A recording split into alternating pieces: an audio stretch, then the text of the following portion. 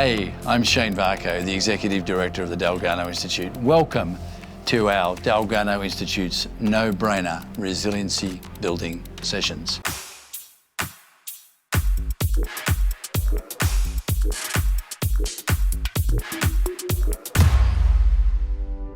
Hey team, welcome back.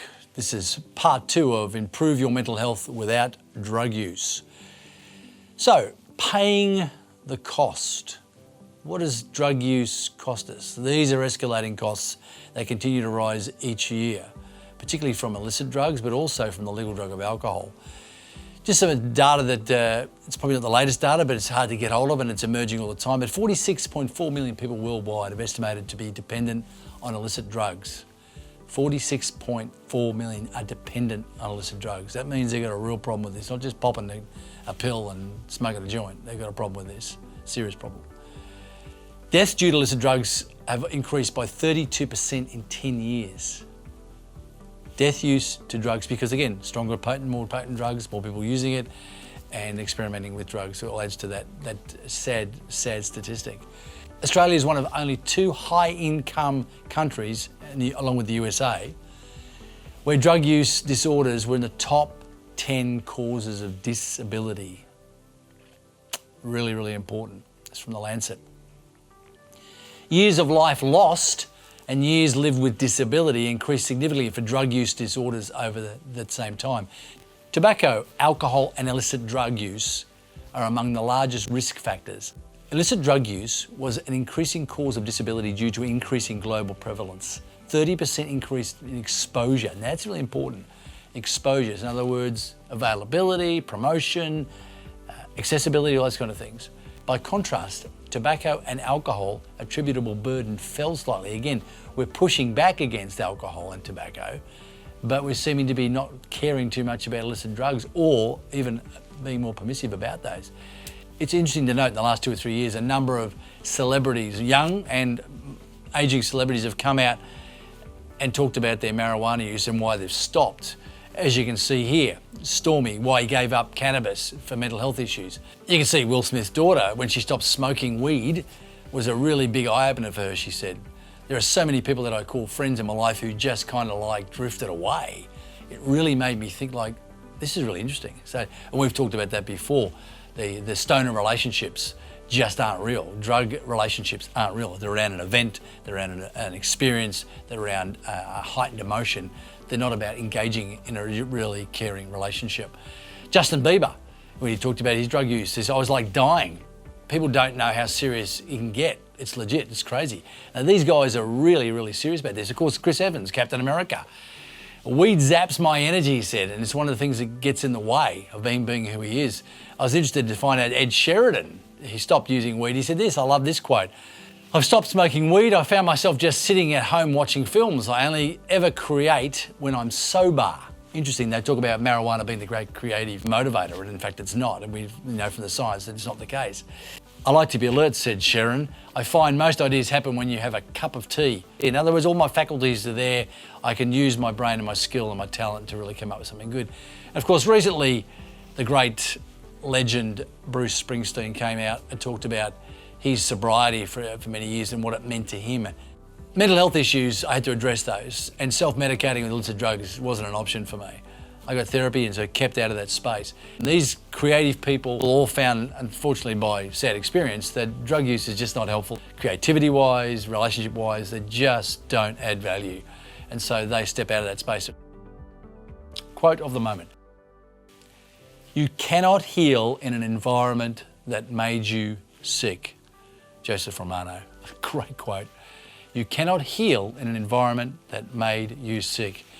That's one of the reasons why disconnecting from bad networks and bad environments and bad contagions is that to get well, to get unraveled from drug use and the various dysfunctions and diseases that creates is really, really important, guys.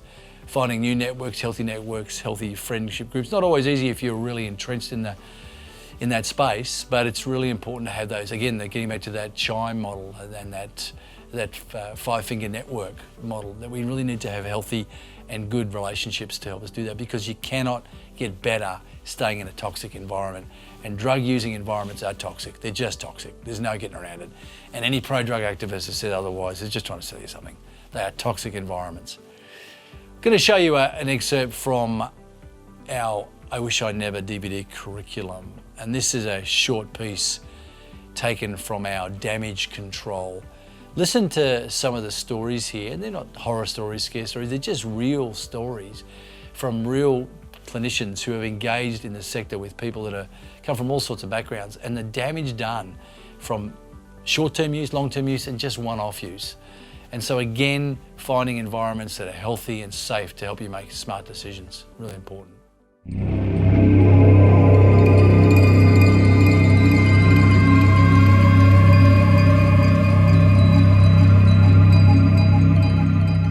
There was an open coffin, and yeah, they buried her in her wedding dress, and she was a stunning young girl with a lot going for her, but experimented one too many times, and that was that.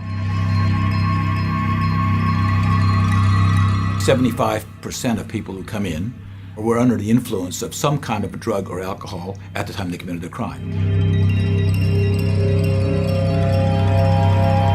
80 to 90% of our clients will have some form of drug and alcohol issue. Seeing the amount of people on a Monday that come through the hospital with drug or alcohol related injuries over the weekend, or liver failure or brain injuries. The hardest thing that this father had to hear from me was you're going to have to turn him out of your home and allow him to suffer the consequences of his own actions. Most women who I meet in prison, their lives have been devastated by the effects of drug and alcohol. You know, people that become incontinent at such a young age, not even able to control your basic human instincts. It's so widely accepted. It's so okay to, get smashed off a weekend after a hard week. That's the kind of society we live in. We're talking about $15 billion a year in Australia. 15 billion, the mind boggles. But we're not always talking about people who are addicts, but people who just have an alcohol-fueled night, or they just do a one-off thing, but one's enough to ruin their lives. It's not something that's easily or quickly fixed.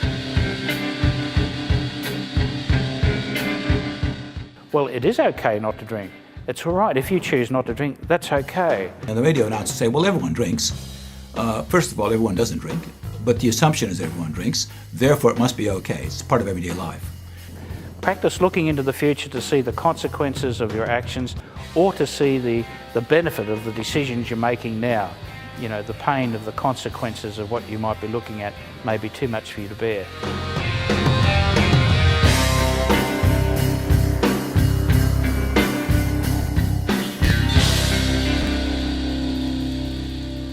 Okay, time for our conversation starter.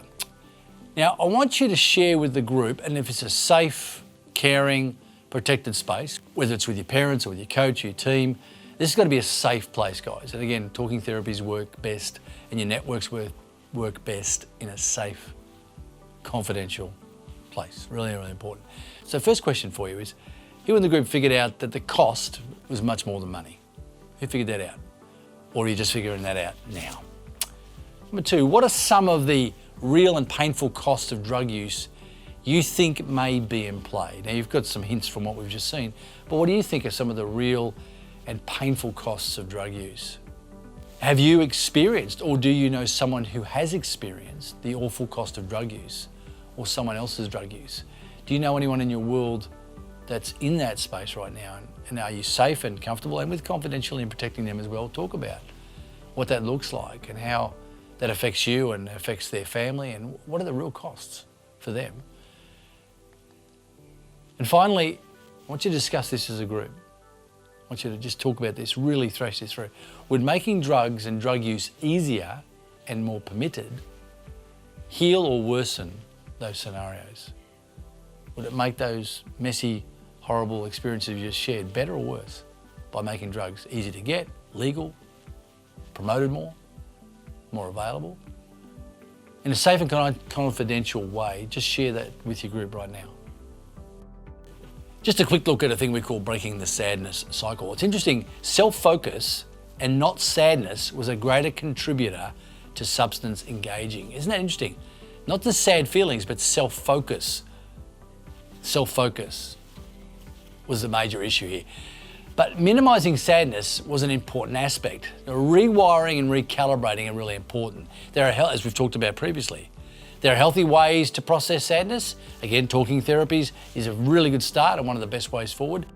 And we learned previously about the brain's plasticity and how it can be rewired and reconfigured, and that's really important. We should practice self-care, that's really important. Eat well, exercise, and follow good habits. We'll talk about those later. These factors are all helpful elements, protective factors in reducing the risk of developing a substance use disorder or engaging in substance use, is that we know that. But it also is important to develop positive psychology. We've talked about that. In fact, all that we're talking about is positive psychology and developing a more optimistic outlook. And they're really important, optimistic outlooks. Remember that hope, generating that hope, that positive expectation of good and the reasonable grounds for it. Very, very important, not just a nice feeling or a wishful thought, but it's actually, something good's going to happen because A, B, and C is in play, and that's really important. That's where your networks are helpful and all that sort of stuff. You need to take breaks from watching, reading, and listening to news stories. Obviously, particularly at the moment, globally, there's all sorts of things, like COVID and politics and violence and all sorts of things in place. You just need to step back from that. I do that. I haven't watched news for quite a few months because it's just toxic. It's rhetoric, it's rampant, it's aggressive, and there's now not a lot of fact or truth involved. There's just a lot of data flying around. So you just got to be really careful what we listen to and what we feed ourselves with. And that includes social media, just getting off, getting off that space, getting off argument spaces, find spaces where you can have positive interactions, encouraging one another, not tearing each other down or going into battle over things that really just don't matter in the end.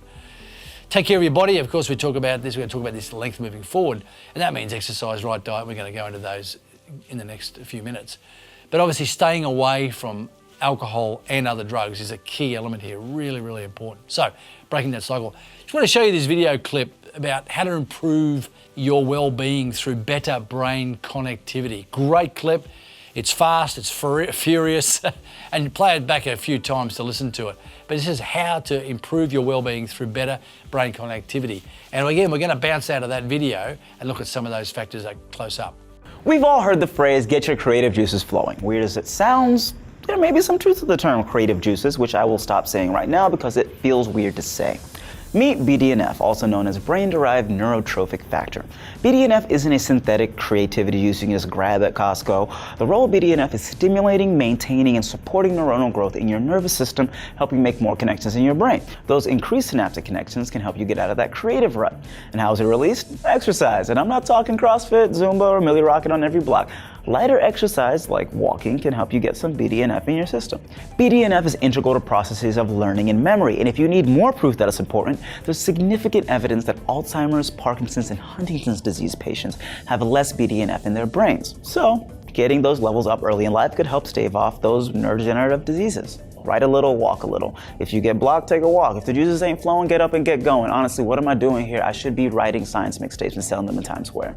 There's so much scrutiny from so many people into our lives, increased exponentially by social media, that it could be doing damage to our mental health, increasing psychosocial stress. All of that in turn affects our depression and anxiety, but that damage isn't irreparable. Changing small things about your mindset and routine can affect you on a neurological level, aka neuroplasticity. Neuroplasticity is exactly what it sounds like, neuro, brain, and plasticity flexible. In this case, it means that our brains have the ability to change and adapt in response to our environment. We can help alleviate these symptoms of depression, anxiety, and psychosocial stress by changing small things in our routine. It doesn't have to be a reboot of your entire life, hashtag new year, new me. It could be a small change that makes things better, hashtag new year, same me, but like I changed some stuff. Yeah, that's clunky, we gotta fix that in post. Hop off social media for a while, take a trip, and change your work environment. Cut that messy friend who talks all kinds of trash out of your life, or stop being that friend. All of these things will not only positively affect your physical health, like your heart and immune functions, but also your psychological health. Finally, and I cannot stress this enough, go to sleep. If you gotta cut this video off right now and go to sleep immediately, do it. I'll be here when you wake up. Welcome back. I realize there's extenuating circumstances to getting enough sleep, work and family stuff, being a college student trying to survive in a capitalist society, etc. But important things happen in your brain when you're asleep. First, cerebrospinal fluid is cleaning toxins out of your brain while you sleep. The more time asleep, the more thorough that cleaning can be. Second, it preserves and encodes our memories in our hippocampus, in turn helping us keep track of our day, the next day's agenda, and who owes us money. Steve, I know you saw the Venmo charge, so text me back. Third, it solidifies new information we've learned over the last day. This especially goes out to all my people still in school. You've learned so much information in your last day of classes. Just go to sleep to help remember it. Stop playing FIFA, Fortnite, and 2K all night. Yeah, I was you once. I know what you're doing. These are small tips that have science to back them up. Try all of these for a month and track your progress. Did you finish a project? Did you write that super hot fire science mixtape that went double platinum, no features? If so, keep at it. And let's make hashtag New Year Same Me, but a little bit better than before, trend. As I said, we're going to bounce out of that video and start drilling down a bit on some of the key factors for better brain health. You'll notice again, very important, they don't include any substance use at all. Better brain health means no substance use at all. So that's really important to keep in play while we move forward. So one of the things we want to talk about, start off with, and we'll finish with this as well, is meditation, or what they call mindfulness. So meditation is about emptying your head, right? Well, not really. In fact, it's quite the opposite. Mindfulness is not about emptying your head, it's about making your head full of really important and benefiting things. It is, however, about learning to be still, both physically and then focus your thought, mind, activity in helpful ways. So it's a double thing. Your body and your brain need to be in sync and actually focus together. It's really important. A term sometimes, as I said, used for this is called mindfulness, where you learn to focus on things that matter and set anchor points to help you make sense of things and use them to move forward, not just trying to forget them. So sometimes people think, I just want to empty my brain so I can think about things. But unless you've got, again, that take-up principle, unless you displace those negative thoughts or bad experiences with something better, they just keep going back to the default position. So mindfulness is about not just blocking stuff out, but about recalibrating and reinserting and developing new and better thoughts and better processes moving forward. And breathing exercises, interestingly enough, breathing exercises go really well in this space of mindfulness, which we'll talk about a little bit more at length in a minute. Before we go to the Om space, I can see some of you guys are going, oh, I'm not going to get to that whole Om meditation space. I'm not talking about that. It's really important that we work on some of the intake issues. There's no good having mindfulness and meditation and stillness when our intake, and again, the stimuli from the culture, as well as our food intake, as well as our other things we put in our body, they can really interfere with that. So you're actually sabotaging your mindfulness in the first place. Because bad foods, poor sleep, and no exercise all impact not only our mood, but brain and body functions. Most of us know this, but it's important to hear it again. It's really important that we sort that out to start off with, so our mindfulness can really work better for us. So it's really hard to be still and focused when you're jacked up on sugar. That's the reality. Okay, 4 key areas we're going to look at just quickly. And again, you and your coach, you and your teacher, you and your parent can spend time talking about this at length afterwards. We want to just get the ball rolling on this. So the 4 key areas are food, exercise, breathing, and sleep. So food's really, really important, guys. So we're going to look at some key excerpts from some studies. We believe that these negative effects of a high fat and high sugar diet could result in memory loss and learning problems. How can this happen? Well, basically the brain is an organ that changes rapidly, constantly, and forms new synapses as we learn and form memories. And diets high in saturated fat and sugar interfere with the brain's ability to change and adapt quickly. Thus, it is necessary for neurons to receive quality nutrients from a healthy, balanced diet. That's the science. Now, our results from this study showed that eating a high fat and high sugar diet produced inflammation in the hippocampus. Remember we talked about that previously.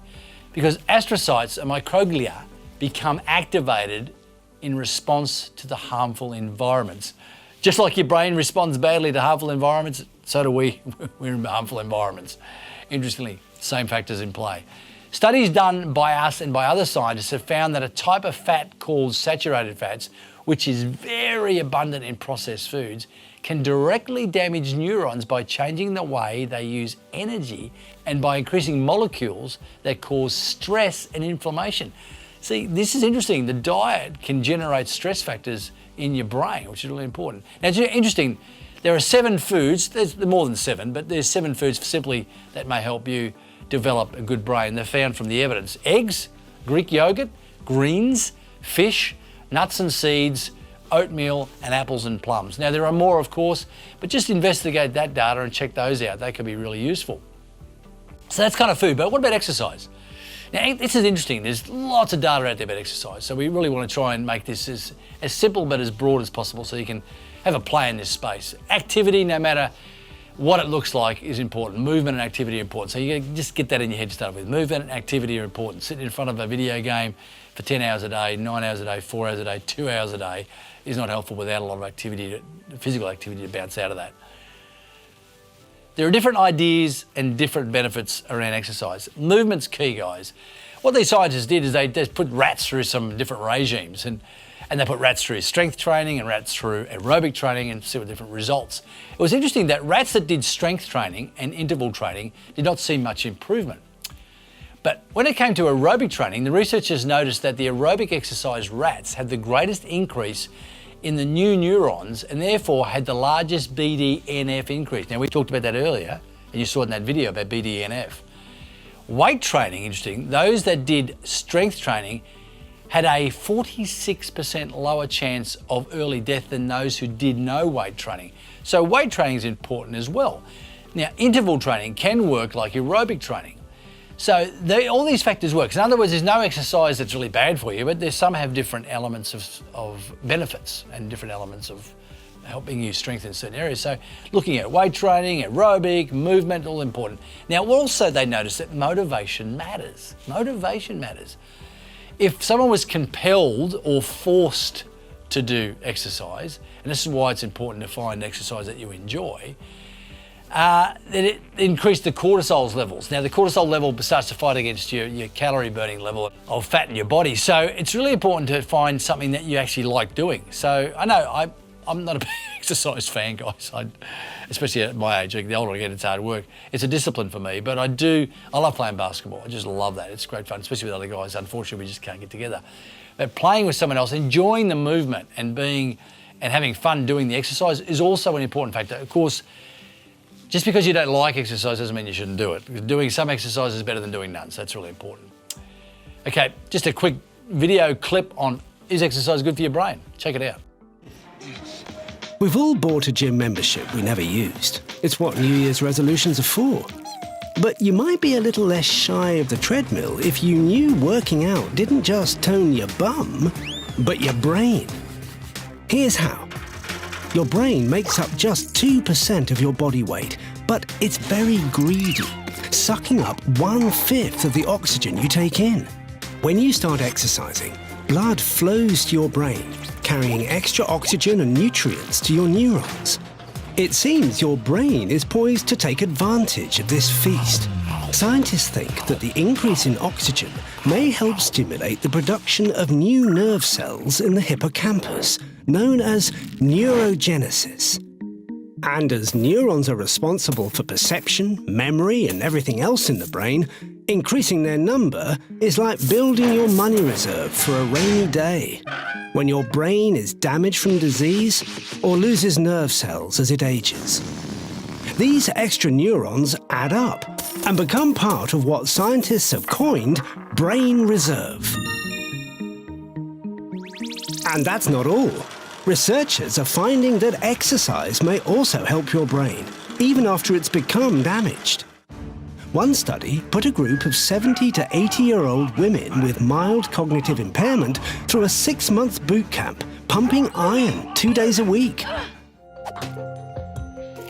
At the end of it, researchers measured not muscles, but their brain's processing speed, and the ladies showed a clear improvement. So, exercise can be good for your brain as well as your body. And best of all, you don't need to pump iron. A little light gardening or a half-hour walk through the park will do just as well.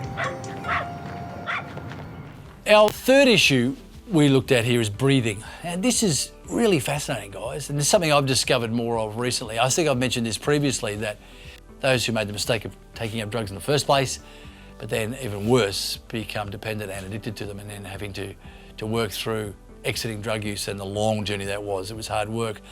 And when we talked about the difficulties they had and all the sorts of the feelings of lack of control and stress, and it was hard work. I mean, as I've said many times, walking back out of drug use is so much harder than walking into it. And that's why you've got to be careful. Delaying uptake, better off denying uptake completely is the best way forward. However, one thing that they all discovered, that regardless of the lack of the control they had in all other parts of their life, things were out of control, relationships, work, health, the one thing they had control over all the time was their breathing, their breath. And focusing on that and using breathing techniques, not just to help them calm down, but actually rework the body, is quite fascinating. A lot of science on this, I'm not going to go into all of it right now, but I'll give you a bit of a taster. A growing number of studies show that breathing techniques are effective against anxiety and insomnia. I've actually found this for myself. Deep breathing exercises before I go to bed help me go to sleep and then go back to sleep when I wake up. These techniques influence both physiological factors by stimulating the parasympathetic nervous system and psychological factors by diverting attention from thoughts and helping with productive mindfulness. Again, the breathing and the mindfulness, we talked about that before. Now, breathing here is through the diaphragm. It's through your stomach, not your chest. It's your stomach going out and coming in. Really important. Breathing through your nose, not through your mouth. In through your nose and out through your mouth. Again, simple techniques. Takes a bit of patience, but once you do it for a few minutes, it becomes really second nature. It's really important. So again, a simple thing like breathing, just a simple thing like that, can have a huge impact on your physical and your emotional health. It's not the great silver bullet, but in concert with the other factors we talked about, it's really, really helpful. The fourth one is sleep. Now, this is so important. Sleep deprivation, just a heads up on this, sleep deprivation is one of the best tortures known to man. You want to make someone unravel completely? Just keep them awake for long, long periods of time without sleep. And I'll say I'll do anything just so they can shut their eyes and go to sleep. It's your body, it can actually kill you. Your body needs to shut down. It needs to sleep. It's designed to sleep. And the more sleep and the more quality sleep we have, the better we are, the healthier we are. Obviously, sleep deprivation can be incredibly harmful to your emotional health as well. To quote Psychology Today, we are actually surprised to find that sleep loss significantly impacts the processing of both neutral and emotionally charged images. It turns out that we lose our neutrality. In other words, the ability of the brain to tell what's important is compromised. It's as if suddenly everything's important. And that's really important because there's stress levels. It's the whole, everything's important. And you've got 10 things in your mind.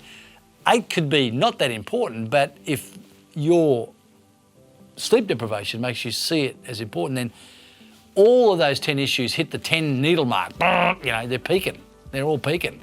Whereas 2 of them should be peaking, and you can probably manage 2, but when they're all hitting you at once, and they're not that important, but you're just overwhelmed. So that kicks all your other mechanisms into play, cortisol levels, stress levels, it just starts building up. So it's really important to remember that. Sleep helps with this. The question we want to ask you right now is, how do you think drug use will impact this?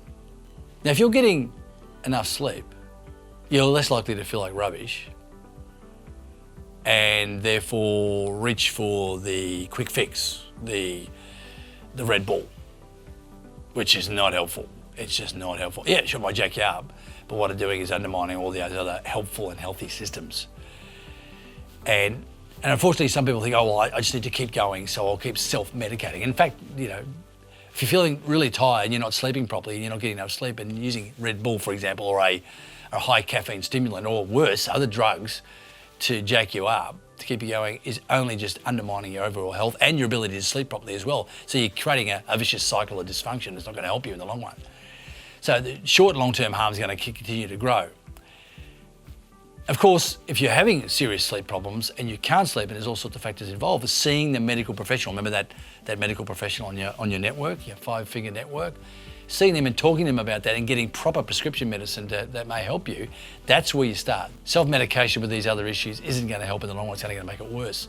Professor Ted Abel from the University of Pennsylvania said this: lack of sleep is a common problem in our 24/7 modern society, and it has severe consequences for health, overall well-being and brain function, as we've talked about.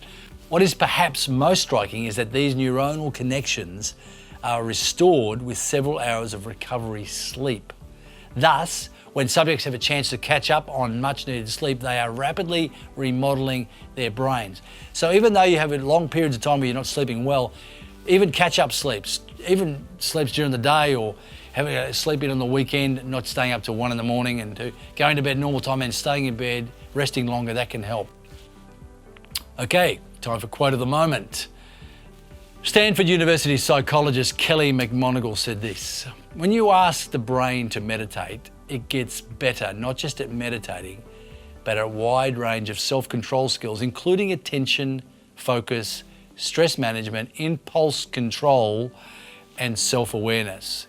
Really important, I'll say it again. When you ask the brain to meditate, talking about all the things we've talked about before, good sleep, good health, and then the meditative mindfulness process, it gets better, not just at meditating, but at a wide range of self-control skills, including attention, focus, stress management, impulse control, and self-awareness.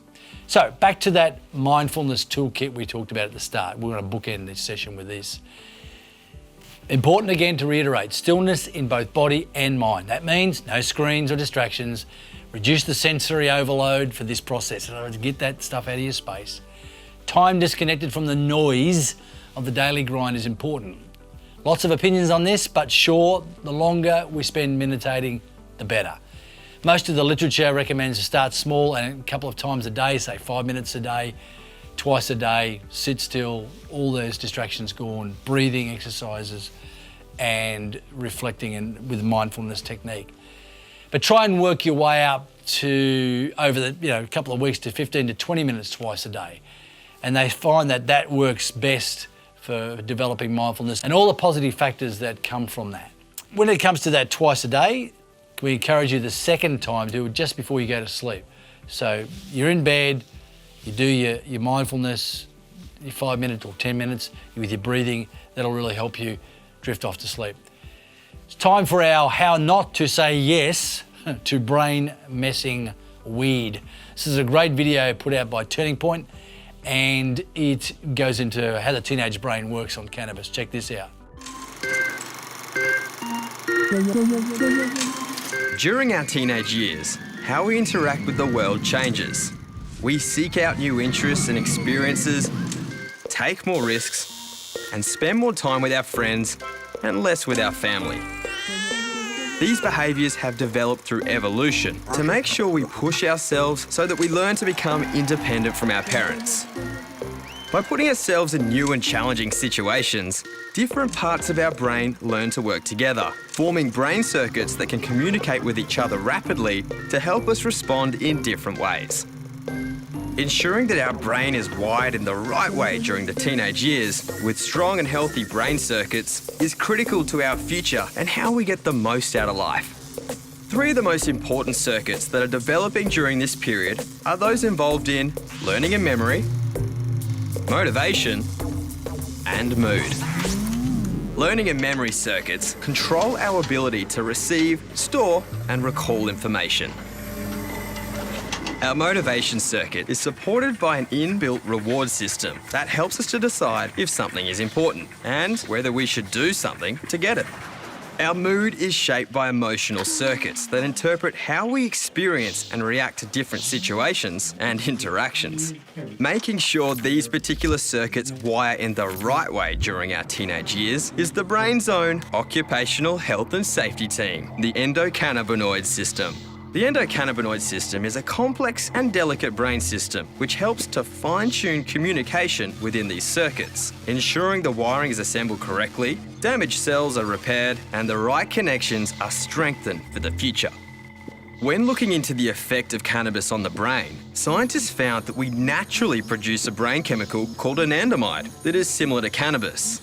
Concentrations of anandamide are delicately calibrated for it to accomplish its critical role within the endocannabinoid system. This is why, if we add cannabis into the brain, it causes the endocannabinoid system to become flooded with cannabis chemicals. It's a bit like dumping a bucket of salt on your chips instead of a pinch. Or like stadium speakers being plugged into your iPod. Constantly disrupting the endocannabinoid system with cannabis impacts how your brain develops, and in particular, how the mood motivation, and learning and memory circuits get wired. Short-term memory loss is a common characteristic of long-term heavy cannabis use, because when you use cannabis, less information gets saved as memories. This is why it's harder to learn and remember new information, which can lead to significant drops in school grades. Cannabis can reduce your ability to focus attention, to organise yourself and make decisions, not just when you're using cannabis, but for weeks afterwards. Cannabis use can also lead to loss of motivation. Heavy users can feel detached and disinterested in things they used to like, such as sports, hobbies, and catching up with friends. It can also lead to low self-confidence that in turn affects your mood, making it more difficult to manage everyday stresses, worries, and frustrations, which can result in prolonged low mood, anxiety, and depression. While these effects are commonly experienced by people who use cannabis regularly, new research suggests that these effects are worse and more permanent for people who start using cannabis while their brain is still developing. This is because the endocannabinoid system plays a central role in the development of your neural circuitry during the teenage years. The developing brain has a pretty good blueprint to work off, but our experiences and interactions with the outside world also help to shape these neural circuits that we will rely on as adults. Your teenage years are an adventure that sets you up for life. Enjoy the ride and look after your brain. It's the only one you've got. Remember, good relationships, good sleep, good food, good exercise, good breathing, good meditation, these all add to your bungee rope. Remember, going back to the start, to the bungee rope.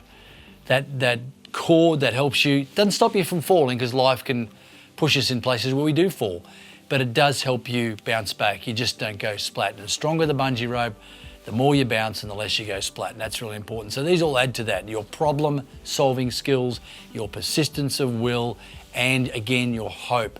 Not just the positive expectation of good, but the reasonable grounds for it, really important. All these resources, positive and survival experiences, supportive wise people, lessons learned, experiences had, visions and growth plans, all these you can anchor to, and they can help bring you back under control when you're feeling panicky and fretful and stressed and confused and sad. All these elements can really help you manage those well. And that's really important, and that's a really good key to good mental health. A conversation starter for this session. What, if any, is your exercise rituals during the week? What days, what times, and what type? I want you to get your journal out and write those down. What you are doing and what you're not doing. Be honest with the group and share with each other. If you dare, what proportion of your diet is processed food, sugar, and bad carbs? It's really good to identify that. Look at some of the, it's okay to have a bit of junk every now and then, but processed food, bad carbs, and sugar, just really unhelpful all the way around. I want you to inventory that, put that down on your list and share that with your group, because you might have some good ideas to share with each other. What's your average sleep time per week, and how much sleep before midnight? I want you to put that down and share with the group. So you're getting to bed before midnight. You're getting 7 to 8 to 9 hours sleep. How much before midnight? Really important. Share that with the group. And discuss ways you can help each other make changes in these areas. Help each other, hold each other accountable, and develop healthier diets and healthier sleep patterns and healthier mental health all round moving forward. So, script builder takeaway for today. Good food, dump the bad carbs and use as little sugar as you can, obviously, guys. Breathing, optimal breathing at rest. Diaphragmatic, from your belly, not your chest. Inhale through your nose, very smooth and deep, really important. Exercise, again, reiterate that. It's not rocket science, guys. Keep moving. Find a sport, an exercise that you enjoy and participate in that. Sleep, really important. Alcohol, not good for sleep. Not at all, and nor any other drugs for that matter, including weed, guys. Very, very unhelpful. 8 hours is good, and more before midnight, the better. Consistent bedtime is also important as well. That's it for this session. Thanks for joining us. We'll see you again soon.